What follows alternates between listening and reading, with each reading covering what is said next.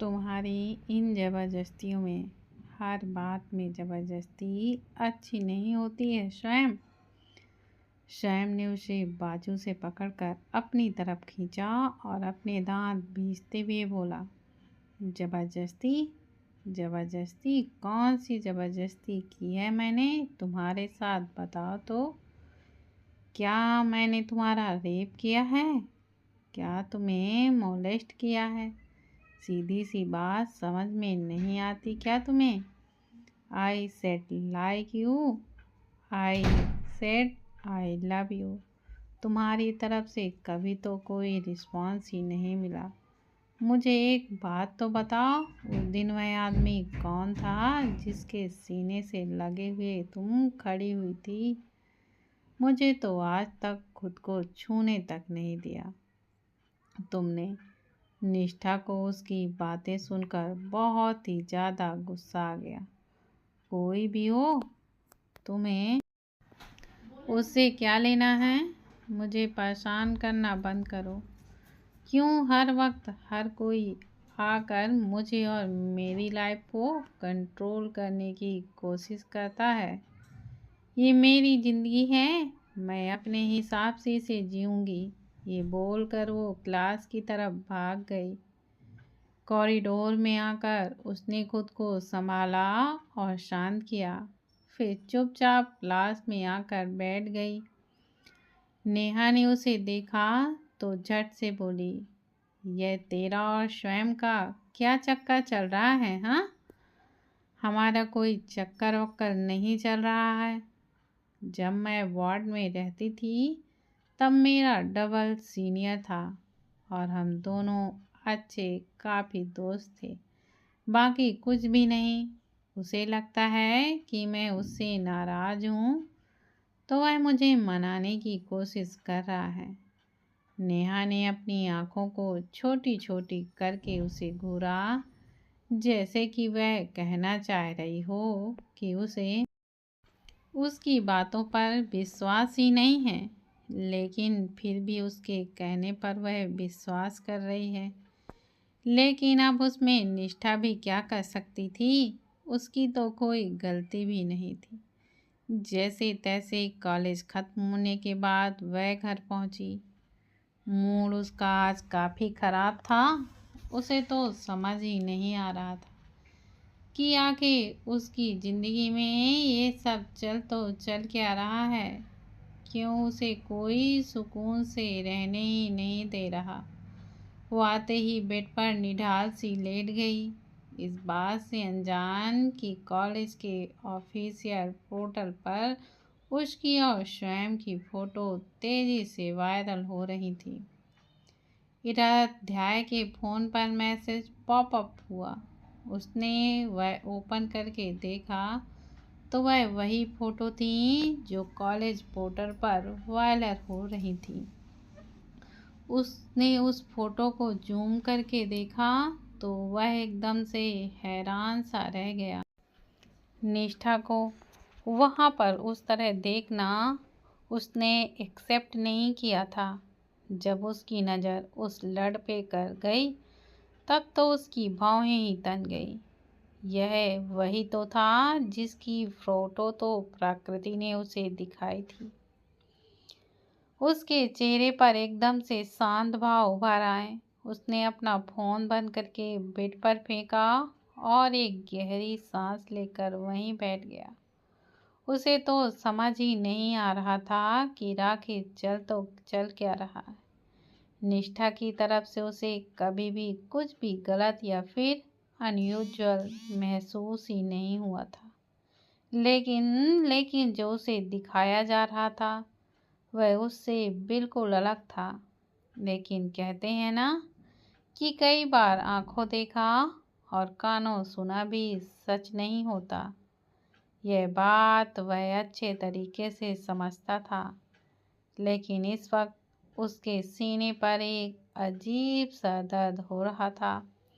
अपनी पत्नी को यूं देखना उसके लिए बहुत ही ज़्यादा मुश्किल था। तो वहीं इधर प्रकृति ने अपनी चाल चली और निष्ठा को अध्याय का एक फोटो भेजा जिसमें वह अध्याय एक साथ थे। यह फोटो प्रकृति के नंबर से डायरेक्ट गया था। प्रकृति का मैसेज देखकर निष्ठा ने उसे ओपन किया तो यह उसके लिए भी बर्दाश्त से बाहर हो रहा था। उसकी आंखों में तो नमी उतर आई। एक तो आज कॉलेज में जो हुआ वह उससे पहले ही बहुत ज़्यादा परेशान थी और ऊपर से यह फोटो उसे और भी ज़्यादा परेशान कर रही थी। उसके फ़ोन बंद करके साइड में रख दिया और फिर एक गहरी सांस भरने लगी। वह रोना तो बहुत चाहती थी पर वह रोना नहीं चाह रही थी। वह खुद को मजबूत करना चाहती थी, लेकिन ये कमबख्त आंसू थे कि रुकने का नाम ही नहीं ले रहे थे। उसने जल्दी से अपने आंसुओं को साफ किया और एक गहरी सांस लेकर वॉशरूम में चली गई। उन दोनों के प्यार की शायद अब परीक्षा थी। दोनों की समझ में कुछ भी नहीं आ रहा था। उस इंसान को किसी और के साथ देखना जिससे वह शायद सबसे ज़्यादा प्यार करने लगे थे, बहुत दर्दनाक था। खैर, अगले दिन अध्याय ने सुबह जल्दी की फ्लाइट पकड़ी और कोइंसिडेंटली प्रकृति भी उस फ्लाइट में थी। उसे नहीं पता था कि वह उसे यहाँ भी मिल जाएगी। उसने रवाना होने से पहले राम को मैसेज किया कि वह उसे एयरपोर्ट से पिक कर ले और राम भी तो इसी ही फिराक में था कि वह कब अध्याय से बात करे। हालांकि अध्याय ने पूरे रास्ते प्रकृति से कुछ भी बात नहीं की थी। प्रकृति मन ही मन इस बात से झल्ला रही थी। खैर, जल्दी से वह इंदौर पहुंच चुका था। जैसे ही वह एयरपोर्ट से बाहर निकला तो राम पर उसकी नज़र गई, जो कि उसके इंतज़ार पर खड़ा था। लेकिन जब राम ने प्रकृति को देखा तो उसके अध्याय के कदम से कदम मिलाकर चल रही थी, तो उसने गुस्से से अपनी मुठियाँ एकदम से भींच लीं। वह चलकर अध्याय के पास आया और फिर उसकी कलाई पकड़कर उसे खींचते हुए बोला, तुझसे ऐसी उम्मीद मुझे बिल्कुल भी नहीं थी। बाकी सब ठीक था, लेकिन यह हद से ज़्यादा हो रहा है। अध्याय हैरानी से उसे देखने लगा। उसके कहने का मतलब क्या था? अध्याय ने उसे देखते हुए कहा, मतलब क्या है तेरा? अच्छे से समझाऊंगा, मेरे साथ चल तो सही। उसने उसे खींचते हुए कहा। अध्याय ने उसे रोकने की कोशिश करते हुए कहा, अरे सामान तो लेने देना, ड्राइवर ले आएगा, मेरा दिमाग मत खराब कर। मुझे पहले से बहुत ही ज़्यादा गुस्सा चढ़ा हुआ है तेरे ऊपर। यह बोलकर उसने अध्याय को खींचते हुए गाड़ी पर ले जाकर बैठने को कहा और खुद ड्राइवर से उसका सामान लाने को बोलकर ड्राइविंग सीट पर बैठ गया। प्रकृति गुस्से में राम को बस घूर रही थी, जबकि राम ने तुरंत गाड़ी आगे बढ़ा दी। उसने प्रकृति को जरा भी बोलने का मौका ही नहीं दिया। एक शांत सी जगह पर लाकर राम ने गाड़ी रोकी और फिर वह गाड़ी से बाहर निकल गया। उसके चेहरे पर गुस्सा साफ साफ झलक रहा था, लेकिन अध्याय के समझ के बाहर था। उसे इस बात से चिढ़ मच रही थी कि वह उसे साफ साफ कुछ बता ही नहीं रहा था। वह गाड़ी से उतरकर बाहर आया और उसके पास जाकर बोला, चल क्या रहा है, बकेगा तो कुछ? राम ने गुस्से से उसके कॉलर को पकड़ते हुए कहा, कमीने, मैं तो तेरी जान ही ले लूँगा। तू ये सब कैसे कर सकता है? मैंने क्या किया है, बताएगा भी तो जरा। अध्याय ने खुद को उससे छुड़ाते हुए थोड़ी सी तेज आवाज में कहा। राम ने उसे घूरते हुए कहा, प्रकृति कर क्या रही थी तेरे साथ? अभी पिछले दिनों जो भी हुआ है ना, और यह जो उसकी जान लेने का ड्रामा, फिर तेरा उसके लिए हमदर्दी जताना, और यहाँ तक कि हर रोज तू उससे मिलने जाना, मुझे सब कुछ पता है। अध्याय तो एक पल को हैरान रह गया, फिर एक गहरी सांस लेकर बोला, तू जैसा सोच रहा है वैसा कुछ भी नहीं है।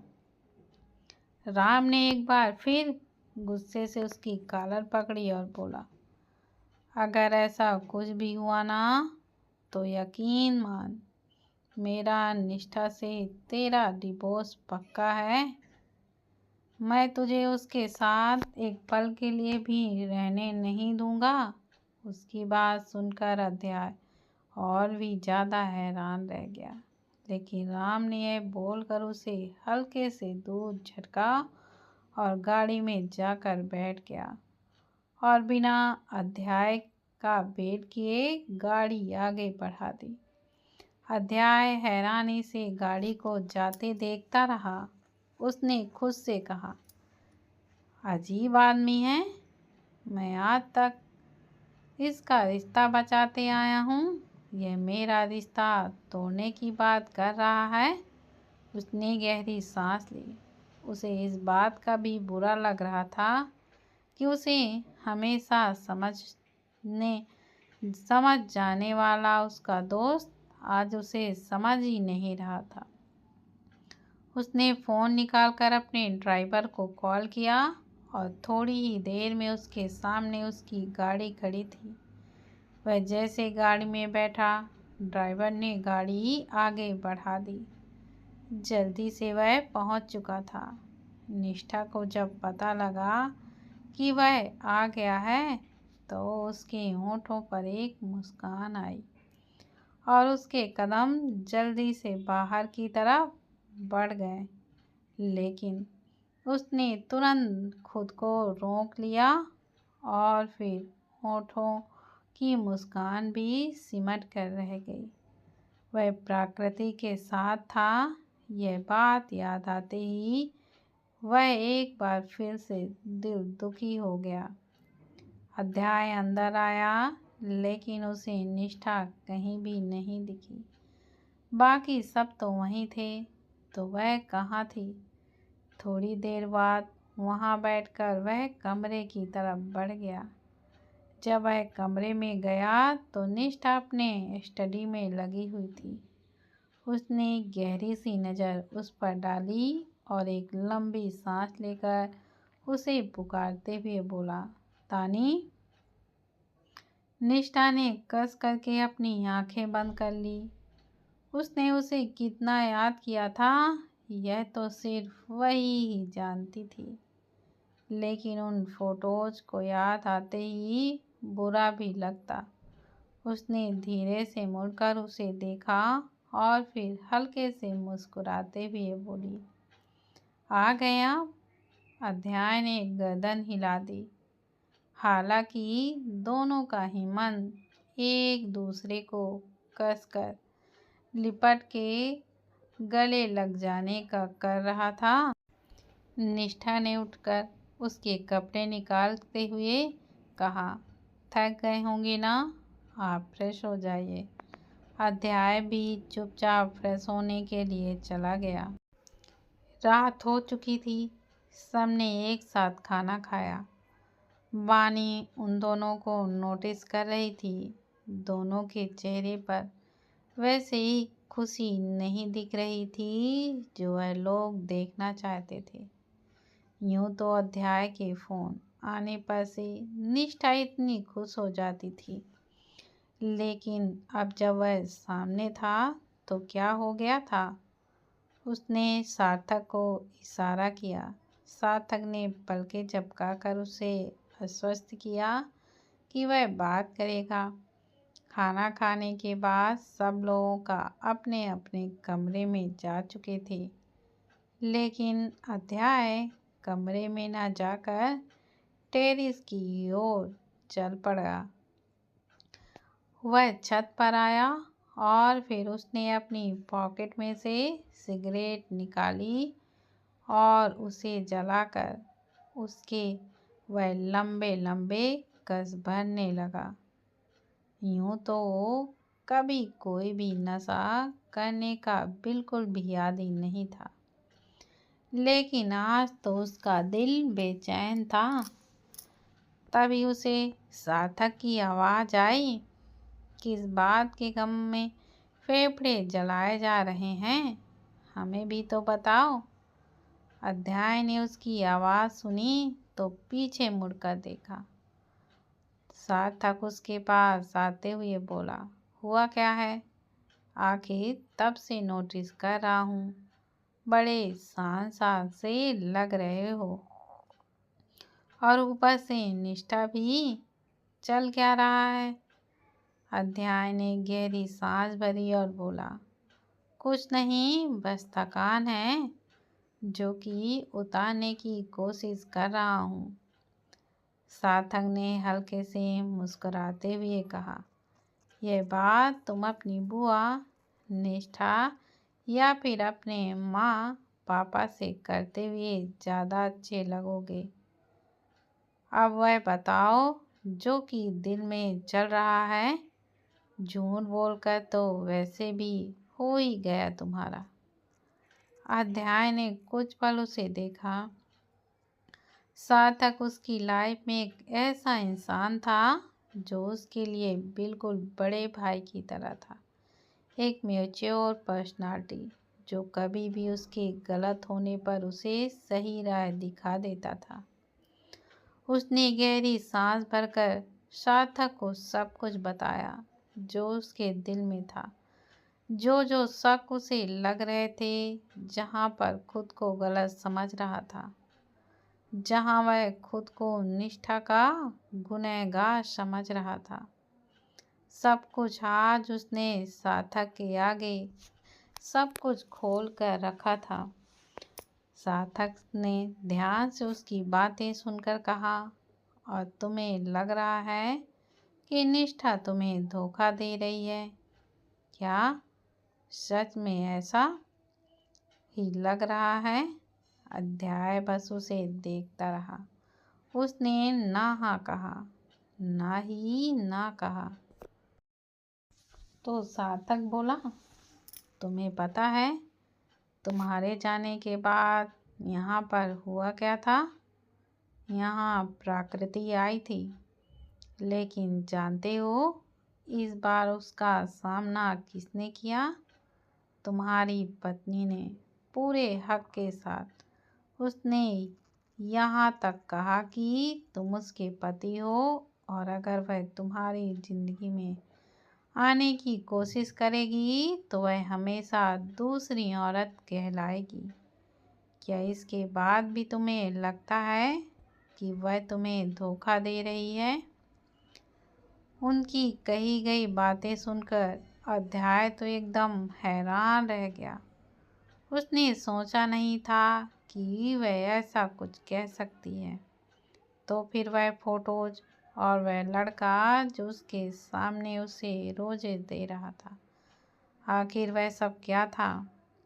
अध्याय उलझ कर रह गया।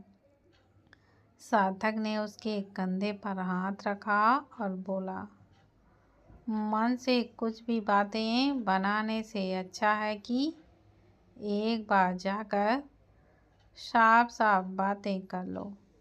जो भी मन में है अपने पार्टनर के आगे जब तक खोलोगे नहीं, तब तक बातें सुलझने की बजाय उलझती ही जाएंगी। तुम एक बार जाकर उससे पूछो तो सही, तुम एक बार जाकर उसे कहो तो सही कि तुम्हें जानना है उसके बारे में सब कुछ। फिर वह ना बताए तब वह गलत है।